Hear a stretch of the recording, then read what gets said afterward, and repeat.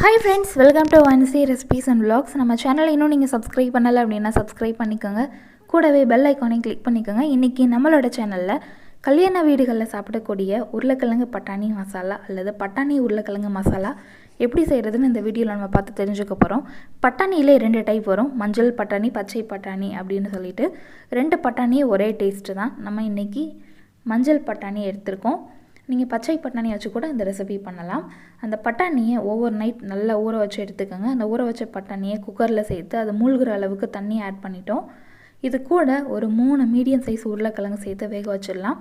2ஐயும் ஒரே டைமில் வேக வச்சிட்டோம் அப்படின்னா நமக்கு நேரம் மிச்சமாகும். அந்த உருளைக்கிழங்கு நல்லா தோல் சீவி கழுவிட்டு இந்த மாதிரி மீடியம் சைஸை கட் பண்ணி போட்டுருங்க. கட் பண்ணி அந்த உருளைக்கிழங்கு வேக வைக்கும் பொழுது எல்லா சைடும் ஈவனாக உங்களுக்கு பாயில் ஆகும். முழுசாக போடும் பொழுது ஒரு பக்கம் வெந்து ஒரு பக்கம் வேகாமல் கிடைக்கும். அதை தவிர்க்கிறதுக்கு இந்த மாதிரி சேர்த்துக்கலாம். இதில் 1/2 டீஸ்பூன் அளவு உப்பு, 1/2 டீஸ்பூன் மஞ்சள் தூள் சேர்த்து குக்கரை க்ளோஸ் பண்ணிவிட்டு ஒரு 4 விசில் வரைக்கும் வேக வச்சு எடுத்துக்கோங்க. இப்போது இந்த மசாலாவுக்கு தேவையான மசாலா பேஸ்ட் ரெடி பண்ணணும். அதுக்காக ஒரு மிக்ஸி ஜாரில் சின்ன சைஸ் பட்டை, 3 கிராம்பு, 2 ஏலக்காய், 3 பச்சை மிளகாய், கொஞ்சமாக இஞ்சி பூண்டு, அதாவது 4 பல் பூண்டுக்கு ஈக்குவல் அளவு இஞ்சி அந்த மாதிரி எடுத்திருக்கேன். இது கூடவே 4 டேபிள் ஸ்பூன் அளவு தேங்காய் துருவல் சேர்த்துக்கலாம். தேங்காய் துருவல் இல்லை, தேங்காய் பீசஸை சேர்க்குறீங்க அப்படின்னா ஒரு 1/4 கப் அளவு தேங்காய் எடுத்துக்கோங்க. இது கூடவே 3 சின்ன வெங்காயம், 2 டீஸ்பூன் அளவு பொட்டுக்கடலை, இது கூட கொஞ்சமாக தண்ணி சேர்த்து நல்லா திக்கான பேஸ்ட்டை அரைச்சி எடுத்துக்கலாம். நல்லா ஸ்மூத்தாக இருக்கணும், குறப்பாக இருக்கக்கூடாது. பாருங்கள், நம்மளோட மசாலா பேஸ்ட் ரெடி ஆயிடுச்சு. நம்மளோட பட்டாணி உருளைக்கிழங்கும் நல்லா வெந்து ப்ரெஷர் கம்ப்ளீட்டாக நின்று இப்போது குக்கரை ஓப்பன் பண்ணி பார்க்கலாம். பாருங்கள், இந்த அளவுக்கு வெந்திருக்கணும் எல்லாம். அந்த தண்ணியை வேஸ்ட் பண்ண வேணாம், அந்த தண்ணியை அந்த மசாலா கூட சேர்த்து வேக வச்சுக்கலாம். இப்போது இந்த பட்டாணி உருளைக்கிழங்கு மசாலா பண்ணுறதுக்காக ஒரு ஃப்ரை பேன் எடுத்திருக்கேன். அது நல்லா சூடான பின்னாடி அதில் ஒரு 3 டீஸ்பூன் அளவு எண்ணெய் சேர்த்துக்கலாம். இந்த பட்டாணி உருளைக்கிழங்கு மசாலாவை கொஞ்சம் கிரேவி டைப்பில், அதாவது தண்ணி சேர்த்து கொஞ்சம் கிரேவி டைப்பில் வச்சிங்க அப்படின்னா சப்பாத்தி ரொட்டிக்கு சைடிஷாக தொட்டு சாப்பிட்றதுக்கு நல்லாயிருக்கும். இந்த மாதிரி திக்கான பேஸ்ட்டாக ரெடி பண்ணுறீங்க அப்படின்னா சாதத்துக்கு சைடிஷ் வச்சு சாப்பிட்றதுக்கு நல்லாயிருக்கும். இப்போது எண்ணெய் சூடான பின்னாடி சின்ன சைஸ் பட்டை, 1 கிராம்பு, 1 டீஸ்பூன் அளவு சோம்பு சேர்த்தோம். சோம்பு சேர்த்த பின்னாடி ஒரு பெரிய வெங்காயத்தை இந்த மாதிரி சின்ன சின்னதாக கட் பண்ணி போட்டுக்கலாம். இப்போது இதை அந்த எண்ணெயில் கொஞ்சம் நேரம் வதக்கிக்கலாம். இப்போது அந்த வெங்காயத்தோட கலர் நல்லா மாறி இருக்குது. இந்த டைமில் நம்ம மிக்சியில் அரைச்சோம் இல்லையா அந்த மசாலா பேஸ்ட் அதில் சேர்த்துடலாம். சேர்த்துட்டு அந்த மசாலாவோட ஸ்மெல் போகிற வரைக்கும் கொஞ்சம் நேரம் அந்த எண்ணெயில் வதக்கிக்கலாம். இந்த மசாலா அடிப்பிடிக்காமல் இருக்கிறதுக்காக கொஞ்சமாக தண்ணி சேர்த்துட்டு அந்த மசாலா லைட்டாக கொதிக்கிற வரைக்கும் வெயிட் பண்ணலாம். அந்த மசாலாவோட ஸ்மெல் போயிருக்கு, லைட்டாக கொதிக்க ஆரம்பிச்சிருக்கு. இந்த டைமில் காரத்துக்கான மிளகாய்த்தூள் 1 டீஸ்பூன் சேர்த்துக்கலாம். அடுத்து மஞ்சள் தூள் ஒரு 1/2 டீஸ்பூன் அளவு சேர்த்துக்கலாம்.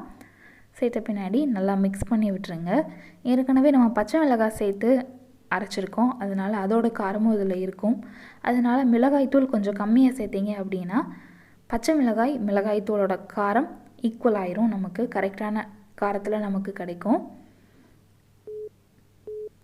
இப்போ அந்த மசாலா நல்லா மிக்ஸ் பண்ணிட்டோம். இன்னும் நல்லா கொதிக்க ஆரம்பிக்குது. இந்த டைமில் கொஞ்சம் உப்பு சேர்த்துக்கலாம். ஏற்கனவே நம்ம பட்டாணி உருளைக்கிழங்கு வேக வைக்கும் பொழுது கொஞ்சம் உப்பு சேர்த்துருக்கோம். கொஞ்சம் உப்பு சேர்த்த பின்னாடி கலருக்கான மிளகாய்த்தூள், காஷ்மீரி மிளகாய்த்தூள் இருக்குது இல்லையா, அது 1 டீஸ்பூன் அளவு சேர்த்துக்கலாம்.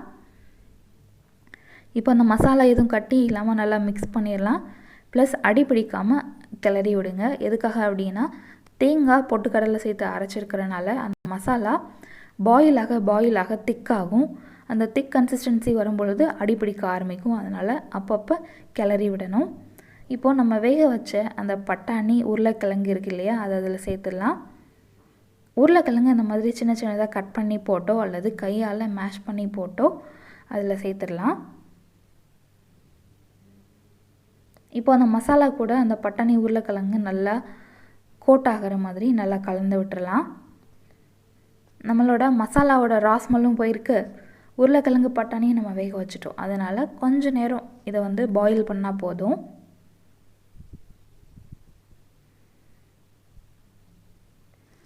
இந்த மாதிரி நீங்கள் பட்டாணி உருளைக்கிழங்கு மசாலா கண்டிப்பாக ட்ரை பண்ணி பாருங்கள். கல்யாண வீடுகளில் சாப்பிடக்கூடிய அதே டேஸ்ட்டும் அதே வாசனையும் நமக்கு கிடைக்கும்.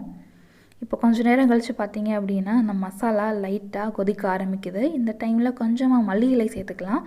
மல்லி இலை கொஞ்சம் அதிகமாகவே சேருங்க, நல்லா வாசனையாக இருக்கும். நீங்கள் இந்த ரெசிபி செஞ்சிட்ருக்கும் பொழுதே அதோட வாசனையில் நீங்கள் மெய் மறந்துடுவீங்க.